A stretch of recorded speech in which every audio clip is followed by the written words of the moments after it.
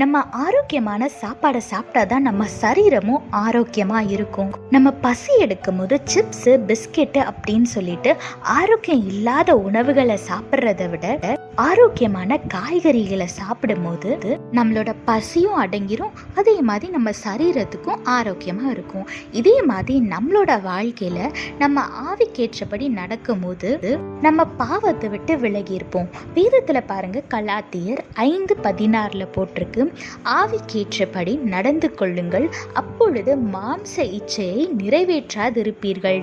ஆமாங்க, எப்படி பசிக்கும் போது காய்கறியோ ஏதோ சாப்பிட்டு நம்மளோட பசியை தீர்த்துக்கிறோமோ, அதே மாதிரி உலக பிரகாரமான பாவம் செய்யணும்னு யாராவது தூண்டுறாங்க, இல்லை அந்த ஆசை நம்மளுக்கு வருது அப்படின்னா அந்த நேரத்தில் நம்ம சிந்தையை சிதற விடாம தேவனோட பிரசன்னத்தில் அமர்ந்து ஆவில நிறைஞ்சு ஜெபிக்கும் போது நம்ம அந்த பாவத்தை செய்யாம இருப்போம். பசிக்குதுன்றதுக்காக பிஸ்கெட்டோ இல்லை சிப்ஸோ இந்த மாதிரி ஆரோக்கியம் இல்லாத உணவை சாப்பிட்டா எப்படி நம்ம உடம்புக்கு கெடுதலோ, அதே மாதிரி எல்லாரும் செய்யறாங்களே எல்லாரும் பண்றாங்களேன்றதுக்காக நம்மளும் அந்த பாவத்தை நம்மளோட ஆவிக்குரிய வாழ்க்கை ஆரோக்கியமா இருக்காது. அதனால எவ்வளோக்கு எவ்வளோ உங்களால முடியுமோ அவ்வளோக்கு அவ்வளோ தேவனோட சமூகத்துல அவரோட பிரசன்னத்துல நேரத்தை செலவிடுங்க. ஆவில நிறைஞ்சு ஜெபிக்க ஆரம்பிங்க. ஆவியானவர் உங்களுக்கு அந்த பாவத்துல ஈடுபடாதபடிக்கு அதுல இருந்து விலகி வர உதவி செய்வார். ஆவில நிறைஞ்சு ஜெபிங்க, பாவத்தை விட்டு விலகிருங்க, ஆசீர்வாதமான வாழ்க்கையை வாழுங்க. கர்த்தர் உங்களோடு கூட இருந்து உங்களை ஆசீர்வதித்து பாதுகாத்து வழி நடத்துவாராக. ஆமேன்.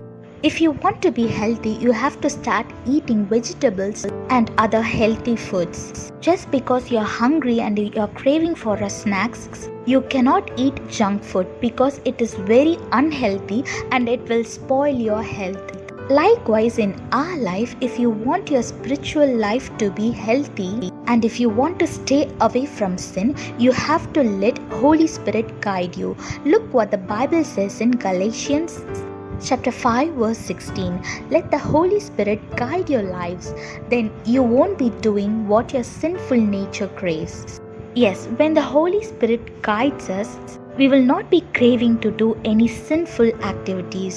Just because your friends are forcing you to do it, just because your friends are having fun, just because you're craving, you should not sin because it will affect your spiritual life. So whenever you're craving to do something sinful just because others are forcing you to do it, sit in the presence of God and ask the Holy Spirit to guide you, and He will help you to overcome. So let the Holy Spirit guide you and stay away from sin and live a blessed and peaceful life. God bless you all. Have a blessed day. Amen.